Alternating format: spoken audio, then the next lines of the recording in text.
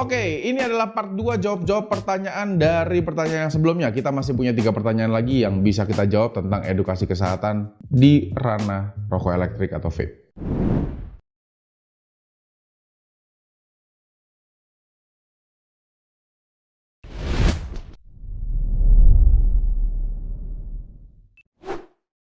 Oke, pertanyaan lanjutan yang pertama. Dok, aku dulu ngerokok kuat, tapi pindah ke pot terus ke mod. Karena liquid habis, aku berapa hari ini ngerokok lagi dok. Tapi rasanya kok pahit banget, terus enak. Tolong balas dong dok. Gini, saat kalian sudah berhenti merokok, berarti tar ini dalam waktu yang cukup panjang ada dalam tubuh kalian, itu lama-lama mulai tergerus dan hilang juga. Kenapa? Karena badan pun punya yang namanya adaptasi tubuh. Jadi kalau misalkan sudah tidak ada dalam badan, akhirnya dia keluarkan eliminasi dengan sendirinya. Nah, setelah kalian sudah balik ke rokok elektrik yang notabene tidak ada tarnya, kenapa rasanya jadi pahit banget dan enak? Iya, tentunya karena pertama, efek dari tar tersebut muncul lagi yang menyebabkan pahit dan enak. Dan ini yang menyebabkan juga kenapa orang-orang yang menggunakan rokok konvensional itu merasanya sulit untuk makan, nafsu makannya turun. Belum juga yang namanya nikotin pada rokok itu jadi sangat tinggi juga masuknya, sehingga menyebabkan kalian mual juga karena asam lambungnya terpicu terlalu cepat. Yang kedua,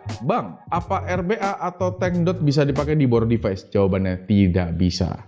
Kecuali Mission XP, itu pun harus dengan adaptasi dari bridge dan juga ukuran dari tanknya.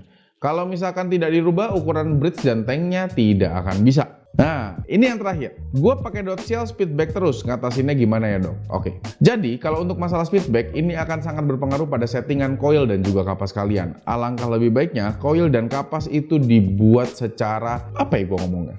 Proper.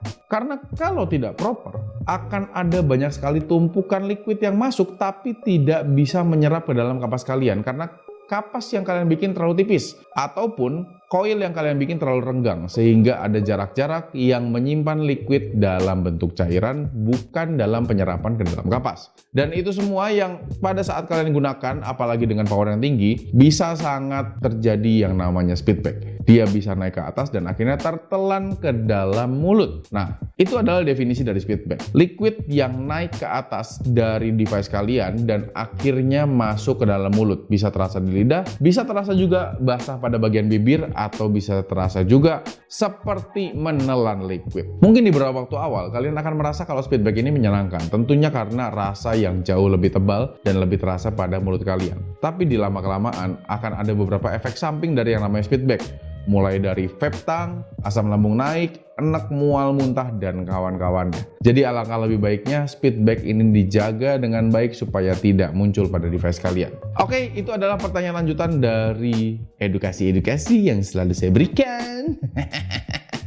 Semoga video ini dapat menambah referensi kalian untuk mencari apapun tentang vape. Dan jangan lupa juga untuk mampir ke sosial media gue. Gue ada di TikTok, YouTube, dan Instagram. Namanya semuanya sama, BTS Daktar. Hanya saja untuk TikTok namanya BTS Daktar 92. Dan mungkin segitu aja yang bisa gue ceritakan hari ini. Enggak dong, nggak gitu ya. Nggak gitu ya. Mungkin segitu aja yang bisa gue ceritakan hari ini. So, see you on the next video. BTS Daktar sign out and goodbye.